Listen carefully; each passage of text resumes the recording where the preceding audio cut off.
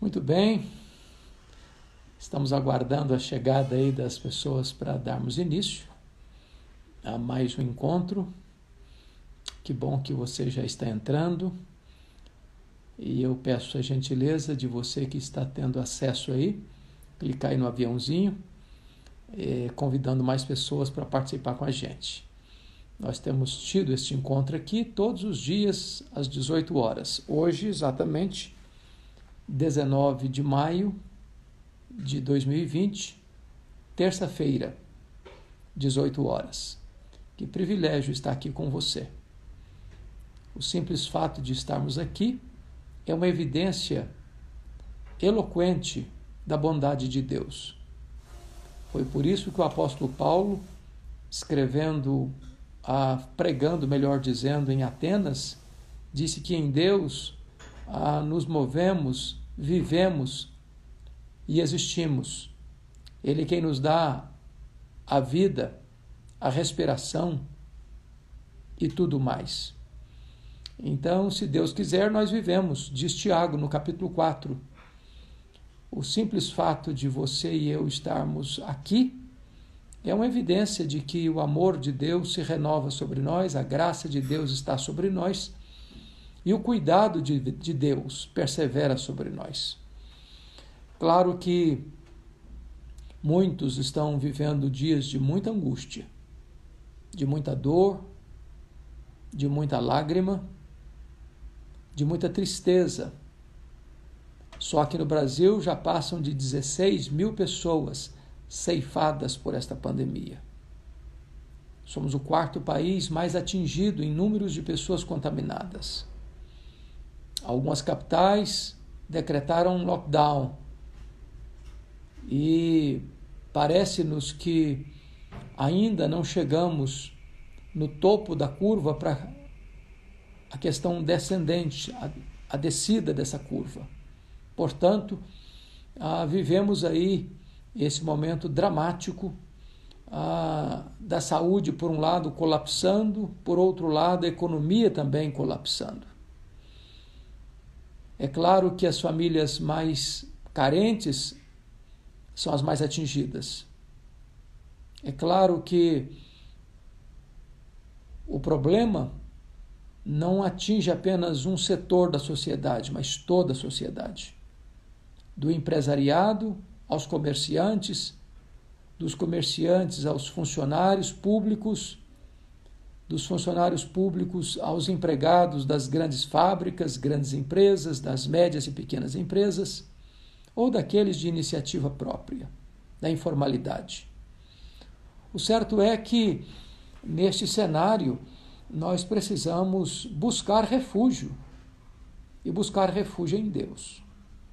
O que nos consola é saber que nosso Deus não perdeu o controle e nem está em apuros. O que Deus permite é porque Ele tem um plano e um propósito. E por isso o texto que eu quero deixar com você hoje, muito consolador, é Romanos 8, 28. Talvez nenhum texto da Bíblia seja mais robusto do que este no que concerne à providência de Deus, ao governo soberano de Deus, à soberania de Deus na condução dos destinos da história e, consequentemente, na condução da nossa vida. Então Paulo escreve assim: sabemos que todas as coisas cooperam para o bem daqueles que amam a Deus, daqueles que são chamados segundo o seu propósito. É claro que quando Paulo diz isso, ele não está dizendo que todas as circunstâncias são boas. Ele mesmo estava indo para Jerusalém quando escreveu esta carta, na convicção de que o que esperava a ele, o que ele esperava lá na cidade, era cadeias e prisões. E de fato ele foi preso, acusado, quiseram matá-lo, orquestraram contra ele. Os romanos estavam prestes a entregá-lo nas mãos do Sinédrio, e o Sinédrio tentava matá-lo na estrada antes de chegar em Jerusalém. É claro que Paulo sai dali da prisão de Jerusalém para a prisão de Cesareia, da prisão de Cesareia para a prisão de Roma. E ele está encarcerado. E ele escreve, antes de ir para estas prisões, esta verdade que consola a alma. Sabemos que todas as coisas cooperam para o bem daqueles que amam a Deus. Aqui não é a linguagem da conjectura hipotética, aqui é a linguagem da certeza experimental. Nós não cogitamos, nem sentimos, nós sabemos. Não que algumas coisas, não que as melhores coisas, mas que todas as coisas cooperam para o bem daqueles que amam a Deus. Talvez você não possa ver isso agora. Talvez você não entenda isso agora. Talvez agora você e eu estejamos olhando para a vida como uma criança olha o bordado, a mão que a sua mãe está fazendo pelo avesso. As linhas estão soltas e não há harmonia. Mas saiba de uma coisa, Deus não perdeu o controle e Ele trabalha para aqueles que nele esperam. Então eu quero convidar você hoje a descansar nesta providência sábia e soberana. Talvez você possa até não entender o que Deus está fazendo, mas você pode entender quem é Deus. Ele é seu Pai, Ele é soberano, Ele é bom, Ele tem para nós o melhor. O melhor. É claro que o melhor não é a ausência de sofrimento, porque logo em seguida ele diz o que é o bem. Todas as coisas cooperam para o bem. No verso 29 ele vai dizer que Deus nos predestinou para sermos conformes à imagem de seu Filho, a fim de que ele seja o primogênito entre muitos irmãos. Então o grande projeto de Deus na sua vida é transformar você à imagem do Rei da Glória, uma pessoa parecida com Jesus. E ele, Jesus, o Filho de Deus, aprendeu pelas coisas que sofreu. Então, não seria diferente conosco. O sofrimento é a escola superior do Espírito Santo, onde Deus está nos moldando. É isso que está lá em Deuteronômio capítulo 8. Deus nos leva para o deserto para nos provar. Mas Deus não nos prova para nos aprovar. A prova de Deus é como o cadinho de um ourives. Quando você joga o metal no fogo, o que queima é a escória.